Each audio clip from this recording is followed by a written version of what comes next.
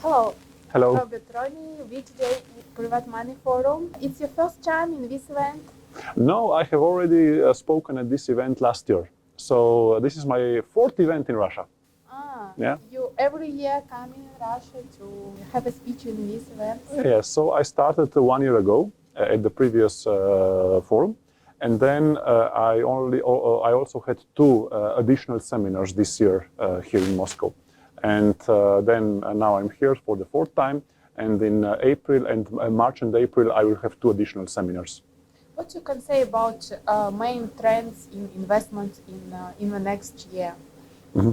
So I think that the main thing that you need to take care of is to lower the costs of your investments, management costs and so on.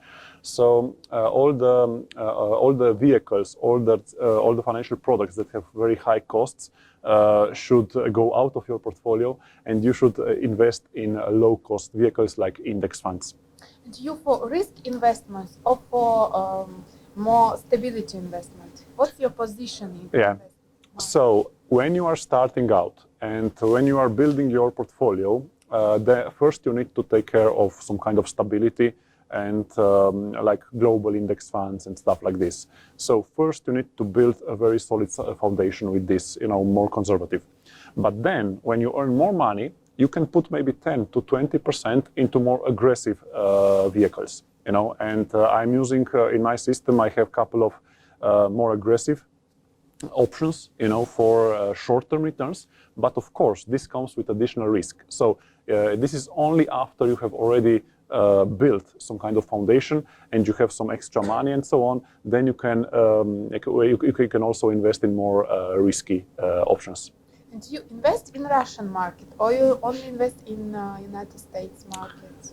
So my portfolio of index funds covers basically the whole world, because I invest in a global index funds.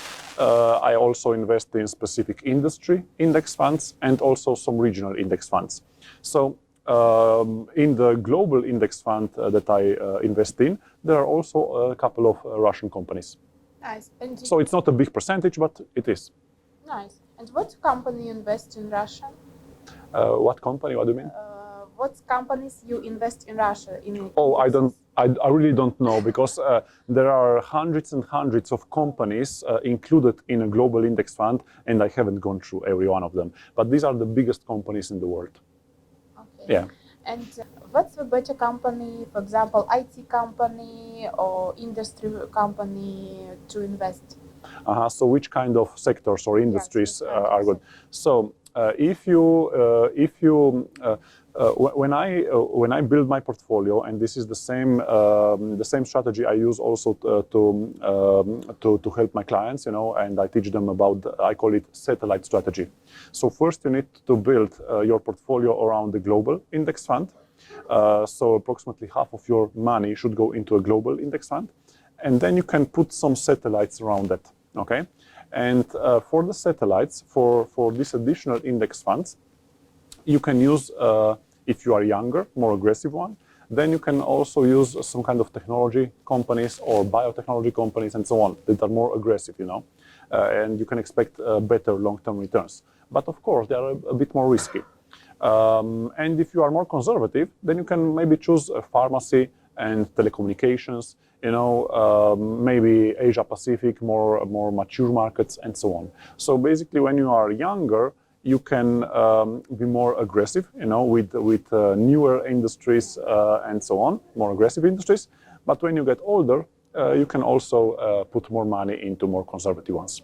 Yeah, it's strategy in world when you're more younger, you can risk in your... Yeah, because you have longer time horizon in front of you, because technology can fall more in a case of, let's say, some kind of crisis.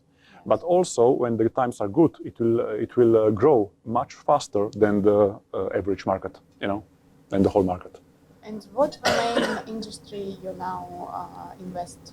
So I have my portfolio of index funds is, I have a global index fund, I have technology index fund, I have biotechnology index fund, I have emerging markets, and a couple of others. But these are the main. This is the main part of my portfolio.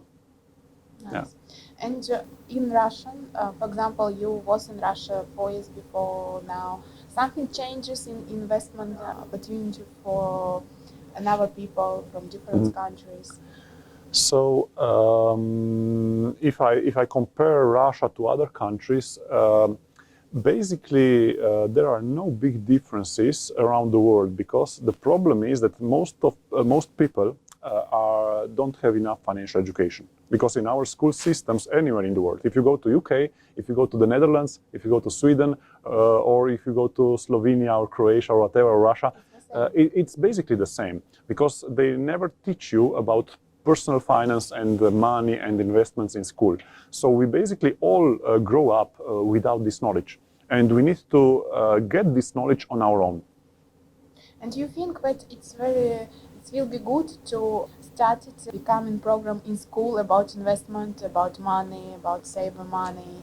This would be great, but unfortunately our school system is so rigid that basically you need, as a parent, when you are a parent, you need to take care of this kind of education at home, because the school system, I don't expect that they will start to do it, more actively.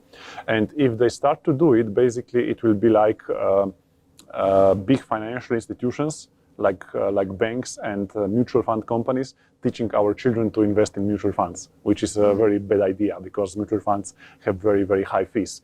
So this will need to be parents' responsibility to teach their children about money and so on.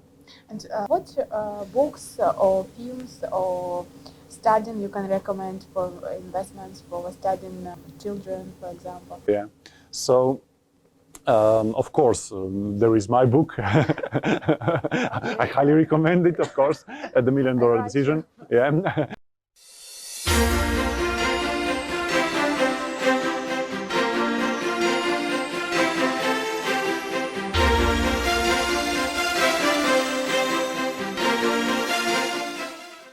So The $1 Million Decision, it's a very good book. It has been translated into several languages, very popular one.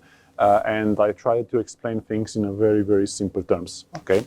Also, I have a 8-year-old son and 6-year-old son, and the 8-year-old son already reads the book from time to time. So and he understands, and then he asks me, about other some things, and I explain a bit more and so on.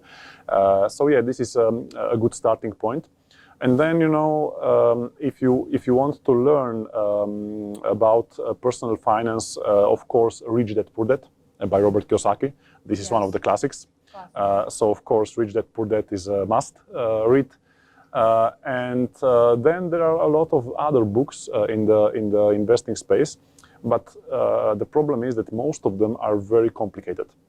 So I have read more than 300 books about investing and money and so on, but it's very hard to find a book that really tells it in a simple way. So I would start with Robert Kiyosaki and my book, and then if you want more, technical stuff, more details and so on, you can move to, for example, one good author is John C. Bogle. So he is the founder of Vanguard. This is the first index fund company in the world. So Bogle is one good choice. And basically that would be a good start. Nice. Yeah. I think the good education when even child can understand what's written in this book, because when you start it, it's quite complicated to understand the indexes. And your children also have financial educational now? So they are going to private school. But also in these schools, there is, for now, they don't learn anything about these subjects. So me and my wife, we are doing this kind of education for them. That's why it's better to start at home. Yeah. You cannot expect from school that they will teach these things, because even the teachers don't understand these things.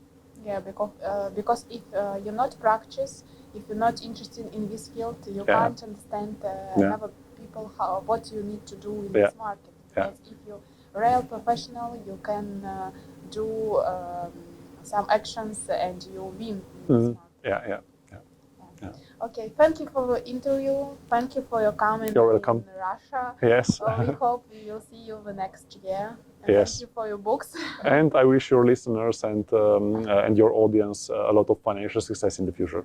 Yeah, Yes. thank you. Very good. Thank you.